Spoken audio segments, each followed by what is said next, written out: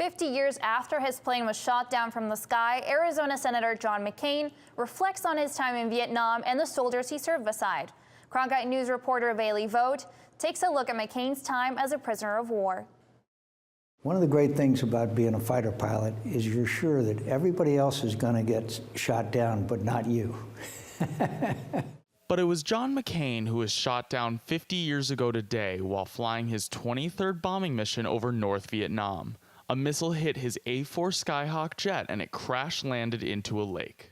I was barely able to get back to the surface, but then a bunch of them jumped in, and there's a picture which I'm sure you'll show of them pulling me out of the lake. You can see my arm is broken and up high. And then, of course, once they pulled me out, they weren't very happy to see me. John Pher, an Air Force pilot who spent time in Vietnamese prisons with John McCain, said that once McCain was imprisoned, the treatment did not get much better.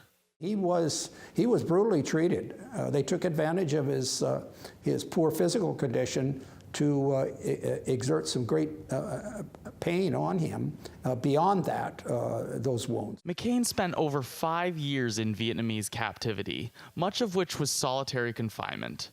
Pher believes that his ability to survive is linked to his family's military background. He grew up in a very disciplined family, with his grandfather being an admiral, his dad being an admiral. And you don't get to be admirals unless you're a disciplined leader of men in wartime. And a lot of that rubbed off on John. He understood what it was to be disciplined and to be resolute in resisting exploitation by the North Vietnamese.